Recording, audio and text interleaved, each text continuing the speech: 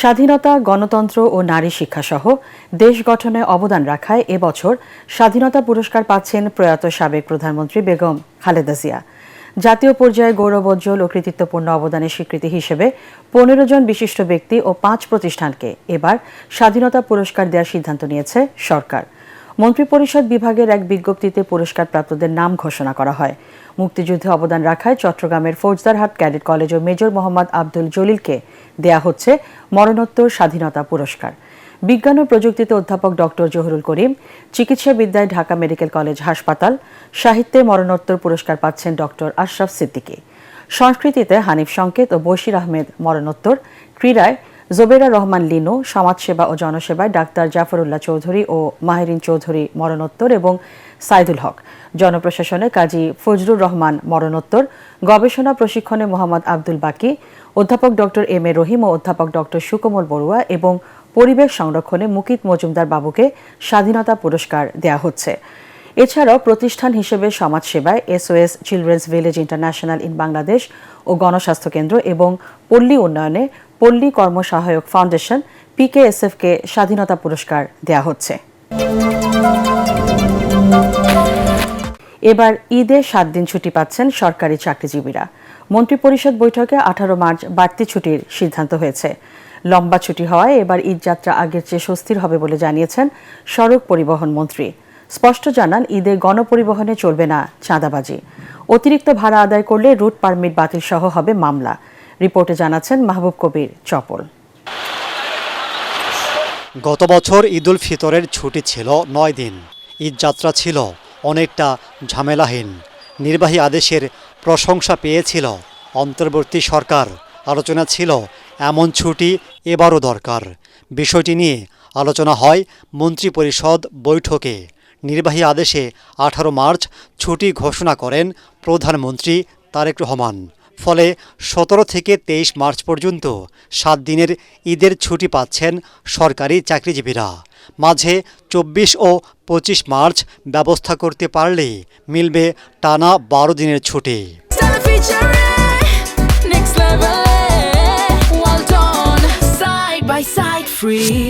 দ্বিতীয় ক্যাবিনেট মিটিংয়ে প্রধান যে আলোচনাগুলো হয়েছে হলো আমাদের প্রথম পার্লামেন্টারি সেশন নিয়ে, প্রথম পার্লামেন্টারি সেশনে রাষ্ট্রপতির বক্তব্য আর সামনে ঈদের ছুটি, এই দুটোরই বৃহত্তর আলোচনা। 18 মার্চ থেকে ছুটি, এটার সিদ্ধান্ত হয়েছে। সড়ক, নৌ ও রেলপথ মন্ত্রী জানান, লম্বা ছুটি হওয়ায় এবারের ঈদযাত্রা আগের চেয়ে আরামদায়ক হবে। এজন্য মহাসড়ক মেরামত, ফিটনেসবিহীন গাড়ি নিষিদ্ধ সহ নেওয়া হচ্ছে 28টি পদক্ষেপ। মানুষ একটা স্বস্তির ঈদযাত্রা, নিরাপদ ঈদযাত্রা পেতে যাচ্ছে বিদায় আমরা নিশ্চিত করছি। হাইওয়ের উপর অস্থায়ী দোকান, বাজার, যত্রতত্র পার্কিং, ব্যাটারি চালিত গাড়ি এসে 4 লেনের রাস্তাকে অনেক সময় দেখা গেল 1 লেন ব্যবহার উপযোগী করছে, সেই সুযোগ থাকবে না। সমস্ত ওয়ার্কশপে নজরদারি করা হবে, ফিটনেসবিহীন গাড়ি কোনো অবস্থাতে রাস্তার উপর উঠতে পারবে না। এবারের ঈদে বাসে অতিরিক্ত ভাড়া আদায় করলে রুট পারমিট বাতিল সহ কঠোর ব্যবস্থা নেওয়ার হুঁশিয়ারি দেন মন্ত্রী। ঈদযাত্রা উপলক্ষে সড়কে চাঁদাবাজি করার কোনো সুযোগ নেই। মালিক সমিতি তাদের কল্যাণে একটা চাঁদা নেন, সেটাকে আমি বলছি চাঁদাবাজি নয়। নির্দিষ্ট ভাড়া নির্ধারণ করে আছে, সেই নির্ধারিত ভাড়ার চেয়ে 1 টাকা বেশি নিলে আমাদেরকে জ্ঞাত করেন, তার দৃষ্টান্তমূলক শাস্তি হবে, তার রুট পারমিট ক্যান্সেল করা হবে, তার রুট পারমিট থাকবে না। এবং ওই ভাড়া নিতে গিয়ে যদি ফৌজদারি অপরাধ ঘটে থাকে, তাকে শাস্তির আওতায় আসতে হবে। ঈদের সময় পর্যায়ক্রমে গার্মেন্টস ছুটি হবে বলেও জানান তিনি। তারা অঙ্গীকার করেছে, আর এর কোনো ব্যত্যয় আশা করছি ঘটবে না। বিএনপি ও জামাতের প্রতিনিধি দলের সাথে বৈঠক করেছেন দক্ষিণ ও মধ্য এশিয়া বিষয়ক মার্কিন সহকারী পররাষ্ট্রমন্ত্রী পল কাপুর। গুলশানে মার্কিন রাষ্ট্রদূতের বাসভবনে এই বৈঠক অনুষ্ঠিত হয়। বৈঠক শেষে বিএনপির স্থায়ী কমিটির সদস্য ডক্টর আব্দুল মঈন খান জানান, যুক্তরাষ্ট্রের সাথে বাংলাদেশের সম্পর্ক ও দলের পলিসি নিয়ে আলোচনা হয়েছে। অন্যদিকে সংসদে বিরোধী দল হিসেবে জামাতের ভূমিকা, যুক্তরাষ্ট্রের সাথে চুক্তি ও বিনিয়োগ নিয়ে আলোচনা হয়েছে বলে জানান দলের নায়েবে আমির ডাক্তার সৈয়দ আবদুল্লাহ মোহাম্মদ তাহের। বিস্তারিত জানাচ্ছেন ইয়াসিন রানা। সফররত মার্কিন সহকারী পররাষ্ট্রমন্ত্রী পল কাপুরের সাথে বৈঠক করে বিএনপি ও জামাত। প্রথমে বৈঠক করে জামাত ইসলামের প্রতিনিধি দল। পরে এ নিয়ে কথা বলেন জামায়াতের নায়েবে আমির doctor Syed Abdullah Mohammad Taher. Iran Israel এবং আমেরিকার যুদ্ধের কথা বলেছে। আমরা বলেছি যে আমরা যুদ্ধবিরোধী, যে দেশের সাথে যারাই হোক আমরা পিস চাই।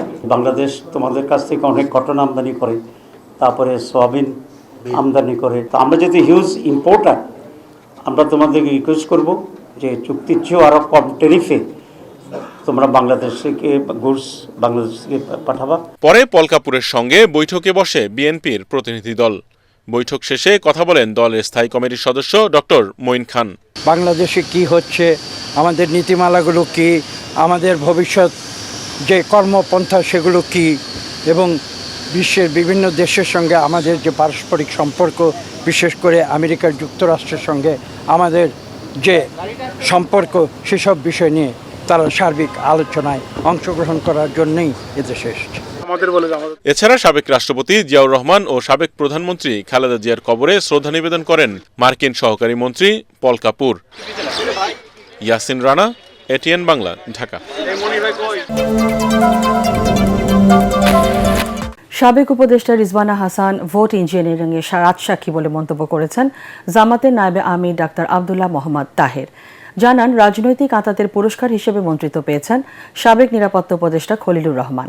দলের কেন্দ্রীয় কার্যালয়ে সংবাদ সম্মেলনে এসব কথা বলেন জামাতের নায়েবে আমির। বিরোধী দল থেকে ডেপুটি স্পিকার নিয়োগ দেওয়ার বিষয়ে সরকার লিখিত প্রস্তাব দিলে বিবেচনা করবে জামাত। আরও জানাচ্ছেন মুশফিকুর রহমান। দেশের সার্বিক পরিস্থিতি নিয়ে রাজধানীর মগবাজারে কেন্দ্রীয় কার্যালয়ে সংবাদ সম্মেলন করে জামায়াতে ইসলামী। এতে দলের নায়েবে আমির ও বিরোধী দলীয় উপনেতা ডাক্তার আব্দুল্লাহ মোহাম্মদ তাহের অভিযোগ করেন, সুষ্ঠু ও নিরপেক্ষ নির্বাচনকে প্রশ্নবিদ্ধ করেছে অন্তর্বর্তীকালীন সরকারের কিছু উপদেষ্টা। আমি রাজসাক্ষী বলছি এই জন্য সাবেক উপদেষ্টা সৈয়দা রেজওয়ানা হাসানের বক্তব্যে ভোট কারচুপির স্পষ্ট প্রমাণ রয়েছে বলে মন্তব্য করেন ডাক্তার তাহের। সাবেক উপদেষ্টা অ্যাডভোকেট রেজওয়ানা তার ভাষায় নারীদের উপযুক্ত অধিকারকে নিশ্চিত করতে পারে নাই। তারা বিরোধী দলে থাকলেও আমরা কিন্তু তাদেরকে মূলধারা বা প্রধান শক্তি হিসাবে আমরা আসতে দিই নাই। আমরা যে ইলেকশন ইঞ্জিনিয়ারের যে কথা আসছিল বা আসছে, সেটাকেই উনি নিজেই স্বীকার করে রাজসাক্ষী হয়েছে। এ সময় ভোট ইঞ্জিনিয়ারিং এর সাথে জড়িত উপদেষ্টাদের জবাবদিহিতার আওতায় আনার আহ্বান জানান তিনি। এটা স্পষ্ট যে খলিলুর রহমান ছিল লন্ডন কনস্পিরেসির প্রধান হোতা, এবং সেখান থেকে তিনি সরকারকে মোটিভেট করে ষড়যন্ত্র করে বর্তমান যারা সরকারে আছেন তাদেরকে সুবিধা দেওয়ার জন্যই উনি অব্যাহতভাবে কাজ করেছিলেন, এবং তার সে কাজের পুরস্কার হিসাবেই উনি পররাষ্ট্রমন্ত্রীর এই রিওয়ার্ডটা উনি পেয়েছেন। সরকার থেকে লিখিত প্রস্তাবনা আসলে বিরোধী দল থেকে ডেপুটি স্পিকার নিয়োগ দেওয়ার বিষয়টি জামাত বিবেচনা করবে বলে জানান দলের নায়েবে আমির। জুলাই চার্টারকে পূর্ণাঙ্গভাবে বাস্তবায়নের উদ্যোগ নিয়ে যদি আইনি ভিত্তি দেওয়া হয়, সংবিধান ইনক্লুড করা হয়, তখন দুইজনের স্পিকার আইনসম্মত হবে, সংবিধান সম্মত হবে, এবং একটি বিরোধী দলকে দিলে একজন সরকার নিলে এই আইনি ভিত্তি হবে, তখন এটা বিবেচনা করা হবে। সরকার বিভিন্ন গুরুত্বপূর্ণ দফতর থেকে যোগ্য ব্যক্তিদের সরিয়ে দিচ্ছে, যা বিগত সরকারের সাথে সামঞ্জস্যপূর্ণ বলে মন্তব্য করেন ডাক্তার তাহের। রাষ্ট্রীয় প্রতিষ্ঠানে তথ্যের অবাধ প্রবাহ না থাকলে দুর্নীতি প্রতিরোধ কঠিন হবে বলে মনে করেন ট্রান্সপারেন্সি ইন্টারন্যাশনাল বাংলাদেশ টিআইবি নির্বাহী পরিচালক ডক্টর ইফতেখারুজ্জামান। রাজধানীতে সংবাদ সম্মেলনে তিনি বলেন, নিয়ম মেনে বাংলাদেশ ব্যাংকের গভর্নর নিয়োগ হয়নি। শুল্কমুক্ত গাড়ি ও সরকারি প্লট সুবিধা না নেওয়া এবং প্রধানমন্ত্রীর ব্যক্তিগত গাড়ি ব্যবহারের সিদ্ধান্ত সুশাসনের জন্য ইতিবাচক বলে মনে করে টিআইবি। মনির হোসেন তপুর রিপোর্ট। নতুন সরকারের কাছে সুনির্দিষ্ট কিছু পরামর্শ তুলে ধরতে রাজধানীতে সংবাদ সম্মেলন করে ট্রান্সপারেন্সি ইন্টারন্যাশনাল বাংলাদেশ টিআইবি, যেখানে সুশাসন ও দুর্নীতি বিরোধী প্রতিশ্রুতি বাস্তবায়নে সুনির্দিষ্ট সুপারিশ তুলে ধরা হয়। টিআইবির নির্বাহী পরিচালক ডক্টর ইফতেখারুজ্জামান বলেন, স্বল্প সময়ে সরকারের নেয়া নানা পদক্ষেপ জনমনে আশার সঞ্চার করেছে। যে দুর্নীতি বিরোধী যে প্রত্যয় বিষয়টি, দুর্নীতি যে ঘোষণার বিষয়টি শুধু জাতিকে বললে হবে না, নিজের দলকে বলতে হবে, নিজের দলের সংগঠনকে বলতে হবে, নিজের মন্ত্রী পরিষদকে বলতে হবে এবং সার্বিকভাবে সরকারের সাথে সংশ্লিষ্ট বা সরকারের কোনো না কোনোভাবে প্রত্যক্ষ পরোক্ষভাবে সংশ্লিষ্ট যে কোনো মহল পেশাজীবী সংগঠন থেকে শুরু করে সবাইকে এই বার্তা দিতে হবে যে দুর্নীতির বিরুদ্ধে সোচ্চার শুধু দেশবাসীকে এটা ঘোষণা দেওয়ার জন্য নয়, নিজেরা চর্চা করার জন্য। এ সময় কেন্দ্রীয় ব্যাংকের স্বাধীনতা ও নিরপেক্ষতা নিশ্চিত করতে নবনিযুক্ত গভর্নরের নিয়োগ বাতিলের দাবিও জানান সংস্থাটির এই কর্তা ব্যক্তি। আমরা সকলে সরকারের দৃষ্টি আকর্ষণ করছি এবং সরকারের প্রধানের দৃষ্টি আকর্ষণ করছি এই বিষয়টিকে বিশেষভাবে গুরুত্ব সহকারে বিবেচনা নিয়ে বাংলাদেশ ব্যাংকের গভর্নরের নিয়োগ বাতিল করে নতুন গভর্নরের নিয়োগ উদ্যোগ গ্রহণ করা। ক্ষমতার অপব্যবহার, দুর্নীতি, চাঁদাবাজি ও দখলবাজি প্রতিরোধে সরকারের শীর্ষ পর্যায় থেকে কঠোর নির্দেশনা দিতে হবে। কালো টাকা বৈধ করার সুযোগ স্থায়ীভাবে বাতিল এবং সরকারি কর্মচারীদের রাজনৈতিক কর্মকাণ্ডে অংশগ্রহণ বন্ধের সুপারিশও করে টিআইবি। পাবলিক মানি বা রাষ্ট্রীয় অর্থ ব্যবহার